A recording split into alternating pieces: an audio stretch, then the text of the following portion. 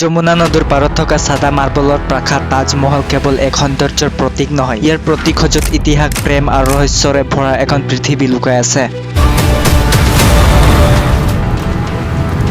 চতুৰ্থ শতিকাৰ মোগল যুগৰ পৰা আজিলৈকে এই প্ৰাসাদৰ পেছত বহু অকল্পনীয় কাহিনী আৰু গৱেষণীয় তত্ত্ব আছে। 88 साल पहले साल 1934 में खोले गए थे ताजमहल के बंद 22 कमरे।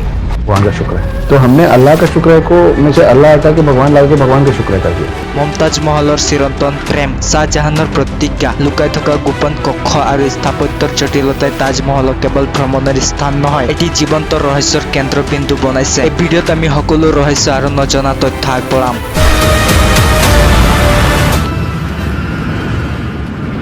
যমুনা নদীৰ পাৰত এটা সাদা মাৰ্বলৰ ৰাজপ্ৰসাদ উঠি আছে, যাৰ নাম তাজমহল। কিন্তু এই সৌন্দৰ্যৰ আঁৰত লুকাই আছে এটা গভীৰ ৰহস্য, যি চতুৰ্থ শতিকাৰ মোগল যুগৰ পৰা আজিলৈকে ইতিহাসক বিভ্ৰান্ত কৰি আছে। কল্পনা কৰক, 1631 চনৰ এটা অন্ধকাৰ ৰাতি, বুৰহানপুৰৰ এটা তম্বুত মমতাজ মহল, শ্বাহজাহানৰ প্ৰিয়তমা ৰাণী, চতুৰ্থ সন্তানৰ জন্ম দিবলৈ গৈ মৃত্যুবৰণ কৰিছে। তেওঁৰ শৰীৰত এতিয়াও সেই প্ৰেমৰ উষ্ণতা আছে, কিন্তু জীৱনৰ জ্যোতি নাই। শ্বাহজাহানৰ হৃদয় ভাঙি গৈছে, তেওঁৰ চকুত অশ্ৰু, মনত এটা প্ৰতিজ্ঞা, এনে এটা স্মৃতি সদ্ধ বনাব যি পৃথিৱীত অতুলনীয় হ'ব, য'ত তেওঁলোক দুয়োটা চিৰকালৰ বাবে একেলগে থাকিব পাৰে। কিন্তু এই প্ৰেমৰ কাহিনীতো ৰহস্য আছে। মমতাজ মহলৰ মৃত্যুৰ পিছত শ্বাহজাহানে তেওঁৰ শৰীৰক প্ৰথমে বুৰহানপুৰত সমাধিস্থ কৰে, পিছত আগ্ৰাত লৈ যায়। তেওঁলোকৰ সমাধি কক্ষত দুটা সমাধি ফলক আছে, এটা মমতাজৰ, এটা শ্বাহজাহানৰ। কিন্তু ইয়াৰ তলত এটা গোপন কক্ষ আছে, য'ত প্ৰকৃত সমাধি আছে। কিয় এনে গোপনীয়তা? ইয়াৰ পিছত লুকাই আছে এটা প্ৰশ্ন, কিয় এই স্থানত এতিয়াও কিছুমান কক্ষত তলা মাৰি ৰখা হৈছে? 1632 চনত শ্বাহজাহানে তাজমহলৰ নিৰ্মাণ আৰম্ভ কৰে। উস্তাদ আহমদ লহৰী নামৰ এজন স্থপতিবিদক দায়িত্ব দিয়া হয়। 20,000 শ্ৰমিক, 1,000 হাতী, 22 বছৰ সময় লাগিল। মাৰ্বল আহিল মাক্ৰানৰ পৰা, জেম আহিল বিশ্বৰ বিভিন্ন প্ৰান্তৰ পৰা, যেনে পাৰ্চ, শ্ৰীলংকা, ইৰাণ। পিয়েট্ৰা ডোৰা কৌশলত হাজাৰ হাজাৰ মূল্যৱান পাথৰ সুন্দৰকৈ সজোৱা হ'ল। কোৰাণৰ আয়াতসমূহ সোণালী আখৰেৰে লিখা হ'ল।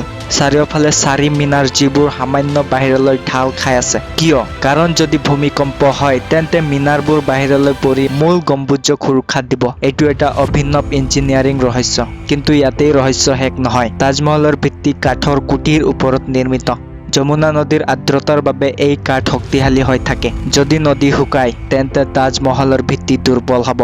এই কথা বহুতে নাজানে। আৰু যুদ্ধৰ সময়ত, দ্বিতীয় বিশ্বযুদ্ধ আৰু 1971 চনৰ ভাৰত-পাকিস্তান যুদ্ধত তাজমহলক বাঁহৰ চাঙেৰে ঢাকি ৰখা হৈছিল, যাতে শত্ৰুৱে চিনাক্ত কৰিব নোৱাৰে। এই সৌন্দৰ্যক ৰক্ষা কৰিবলৈ কি কি নকৰা হৈছে? এতিয়া আহক আটাইতকৈ বৃহৎ ৰহস্যলৈ, তেজ মহালয়া তত্ত্ব। কিছুমান ইতিহাসবিদ আৰু গৱেষক যেনে PNOK কয় যে তাজমহল আচলতে এটা প্ৰাচীন হিন্দু মন্দিৰ আছিল, যাৰ নাম তেজ মহালয়া। ভগৱান শিৱৰ মন্দিৰ হিচাপে চতুৰ্থ শতিকাতে নিৰ্মিত হৈছে বুলি তেওঁলোকে দাবী কৰে। তেওঁলোকৰ মতে শ্বাহজাহানে মাত্ৰ এই পুৰণি প্ৰাসাদক নতুনকৈ সাজিছিল, মূল গঠন নহয়। নামৰ উপভ্ৰংশ, তেজ মহালয়াৰ পৰা তাজমহল হৈছে। তেওঁলোকে কয় যে তাজমহলৰ ভিতৰত হিন্দু স্থাপত্যৰ চিন আছে, যেনে পদ্ম আকৃতিৰ নক্সা, যি মোগল শৈলীত সাধাৰণ নহয়। আৰু সেই 22টা তলা কক্ষ, সেইবোৰত নাকি হিন্দু মূৰ্তি আৰু শিৱলিংগ লুকাই আছে। 2022 চনত এজন ৰাজনীতিবিদে আদালতত আবেদন কৰিছিল যে এই কক্ষবোৰ খুলি চোৱা হওক, কিন্তু প্ৰত্নতাত্ত্বিক জৰীপ কৰি চৰকাৰে কৈছে যে কোনো গোপন বস্তু নাই। তথাপি এই তথ্য আজিও জ্বলি আছে। 2026 চনত এখন বলিউড ছবিয়ে এই ৰহস্যক আৰু জীৱন্ত কৰি তুলিছে। কিয় এই তত্ত্ব? কাৰণ মোগল দলিলত তাজমহলৰ নিৰ্মাণৰ পূৰ্বৰ কোনো স্পষ্ট উল্লেখ নাই বুলি কিছুমানে দাবী কৰে, কিন্তু মূলধাৰা ইতিহাসবিদসকলে কয় যে ই সম্পূৰ্ণ মোগল স্থাপত্য, 17শ শতিকাৰ। তথাপি এই বিতৰ্কই তাজক আৰু ৰহস্যময় কৰি তুলিছে। আন এটা বিখ্যাত ৰহস্য কলা তাজমহল। শ্বাহজাহানে নাকি যমুনা নদীৰ সিপাৰে এটা একে ধৰণৰ কলা মাৰ্বলৰ সৌধ বনাব বিচাৰিছিল, য'ত তেওঁ নিজে সমাধিস্থ হ'ব। দুয়োটা সৌধ এটা ৰূপৰ সেতুৰে সংযোগ হ'ব। কিন্তু তেওঁৰ পুত্ৰ ঔৰংজেবে বিদ্ৰোহ কৰি শ্বাহজাহানক আগ্ৰা দুৰ্গত বন্দী কৰি দিলে। ফলত এই পৰিকল্পনা অসম্পূৰ্ণ হৈ ৰ'ল। ফৰাচী ভ্ৰমণকাৰী জা বেটিষ্ট টাৱাৰ নিয়ে 1665 চনত এই কথা লিখিছিল। কিন্তু কিন্তু পিছত খনন কৰি দেখা গ'ল যে সিপাৰৰ কলা মাৰ্বল আচলতে বগা মাৰ্বলহে, যি সময়ৰ লগে লগে কলা হৈ গৈছে। তথাপি এই ৰোমান্টিক কল্পনাই লাখ লাখ মানুহক আকৰ্ষিত কৰে। মেহতাব বাগত খনন কৰি দেখা গ'ল যে ই এটা বাগিচাৰ অংশ আছিল, কিন্তু ৰহস্যৰ জ্বলন নুবুজে। আন এটা ভয়ংকৰ কাহিনী, শ্বাহজাহানে শিল্পীসকলৰ হাত কাটি পেলাইছিল বুলি মানুহে কয়, যাতে তাজমহলৰ সৌন্দৰ্য কেতিয়াও পুনৰ নিৰ্মাণ হ'ব নোৱাৰে। কিন্তু ইতিহাসবিদসকলে কোনো প্ৰমাণ পোৱা নাই। এইটো মাত্ৰ এটা লোককথা, যি নাটকীয়তা বঢ়াই তোলে। তেওঁলোকৰ মতে শ্বাহজাহানে শিল্পীসকলক সন্মান দিছিল, নহ'লে তাজৰ সৌন্দৰ্য এনে নহলহেঁতেন। আৰু আগ্ৰা দুৰ্গৰ পৰা শ্বাহজাহানে বন্দী অৱস্থাত তাজমহল চাই আছিল। ঔৰংজেবে পিতৃক বন্দী কৰি ৰাজ্য দখল কৰিছিল। শ্বাহজাহানে দিনে দিনে তাজ চাই মমতাজৰ স্মৃতিত জীয়াই আছিল। তেওঁৰ মৃত্যুৰ পিছত তেওঁক মমতাজৰ কাষতে সমাধিস্থ কৰা হ'ল। কিন্তু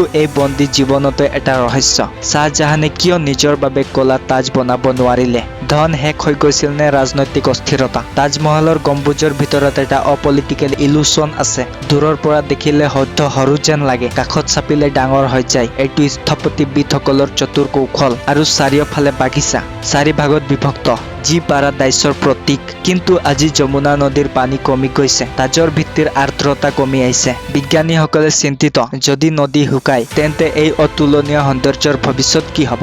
এই সকলো ৰহস্যৰ মাজত তাজমহল এটা জীৱন্ত কাহিনী। প্ৰেম হওক, ৰাজনীতি, স্থাপত্য আৰু নজনা তত্ত্বৰ মিশ্ৰণ। কিছুমানে কয় যে চৰকাৰে সেই তলা কক্ষবোৰ কিয় তলা মাৰি ৰাখিছে? কি লুকাই আছে তাত? PN অকৰ বহীত লিখা হৈছে যে ই এটা হিন্দু প্ৰাসাদ আছিল, যি মোগলে দখল কৰিছিল। কিন্তু প্ৰত্নতান্ত্ৰিক প্ৰমাণে মোগল যুগৰ কথা কয়। তথাপি এই বিতৰ্কই তাজক কেতিয়াও সাধাৰণ কৰি নিদিয়ে। কল্পনা কৰক, এটা পূৰ্ণিমা ৰাতি, যমুনাৰ পানীত তাজৰ প্ৰতিবিম্ব। আপুনি তাত থিয় হৈ আছে। হঠাতে এটা ঠাণ্ডা বতাহ আহে, যেন মমতাজৰ আত্মাই ক'ব বিচাৰিছে, মোৰ প্ৰেম অমৰ। কিন্তু মোৰ স্মৃতি সত্যৰ ৰহস্য এতিয়াও অমীমাংসিত।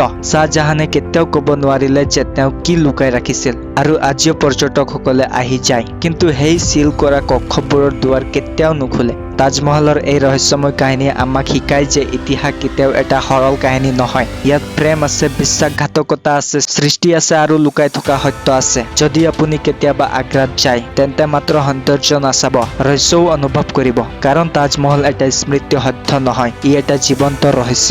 আৰু এই ৰহস্যই চিৰকাল আমাক মোহিত কৰি ৰাখিব। ধন্যবাদ।